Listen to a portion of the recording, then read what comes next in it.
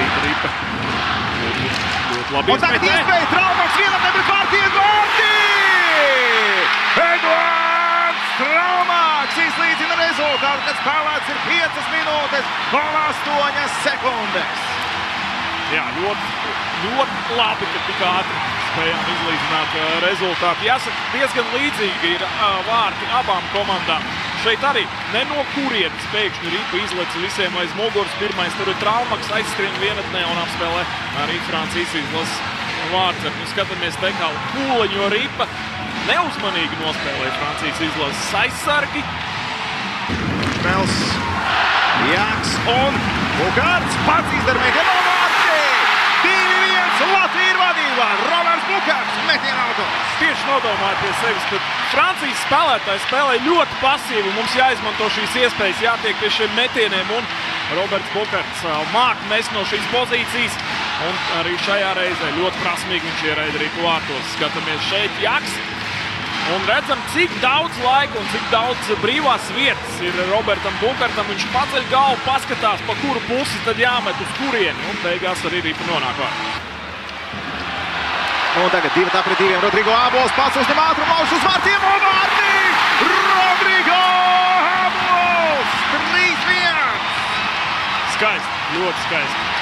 Vēlreiz šajā turnīrā Rodrigo Abols gūst vārtus. Apliecina vēlreiz viņš savu lielisko individuālo meistarību.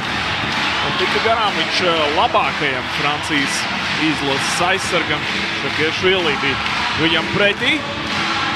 Pieliekot priekšā ķermeni, ieslēdzot kājas. Vēlreiz tūdaļ arī redzēsim. Ļoti meistarīgi. Šakiešvili tur pats sapiņķerējās šajā brīdī, pārliekot kāju pāri otrai kājai. Aizsargs vienmēr zaudēs pozīciju, vienmēr zaudēs ātrumu. Un šobrīd lieliski izmantoja Rodrigo Abols. Gribu atkal uz Teksjē, tik spēlēts. Un teica, Mārtiņš Dzierkals ātri uz vidu. Tiks līdz mētienam Dzierkals, vārti! 4-1, Mārtiņš Dzierkals, eleganti! Ļoti skaisti vēl vien vārti Latvijas izlasē. Ļoti svarīgi pie tam vēl. Tagad spēles otrajā periodā Latvija iekrāja pamatīgi pārsvaru. Jāatzīmē vēlreiz šeit arī pirms tam vēl Jānis Jaks, kurš kā viņš paņēma to piespēli, kur tur aiz muguras jau spēlētājs. Atceramies epizodu ar Traumaka vārtiem. Nu, lūk, tieši šis brīdis.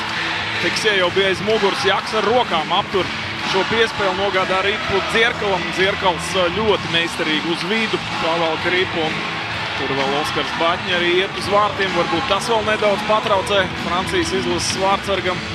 Vismaz uzmanību noteikti nedaudz noņēma. Dzierkalu. Un tagad zonā izdodas tikt. Iespēja mēģināt diagonāli, bet uz vārtiem ar spēku. Ripa ir ieslīdējis vārtos, līdzteicējs kājās, tiesas rāda, ka Ripa ir vārtos. Un rezultāts uz tablo ir ieteicies 5-1. Tie līdzjutēji, kas aiz vārtiem, tie jau laicīgi pacēla rokas, vēl tiesnesis nebija par to parādījis. Tur viss bija skaidrs tiem līdzjutējiem. Un pēc tam Ripa arī atrod sev vārtos Kristians Rubīns. Vienmēr paliks atmiņā ar bronzas vārtiem pasaules čempionātā un te kā viņš nospēlēja. Jā, ļoti meistarīgi, kā uzbrucējs nospēlēja Kristians Rubīns. Nu, skatāmies, kur tad ir Ripa. Ripa ieslīd vārtos. Jā, lieliski, ko var redzēt tagad šajā atkārtojumā. Nu, bet tur vēl iet kaut ko arī diskutēt, bet neko daudz tad neizdiskutēs redzam. Apilons un kā?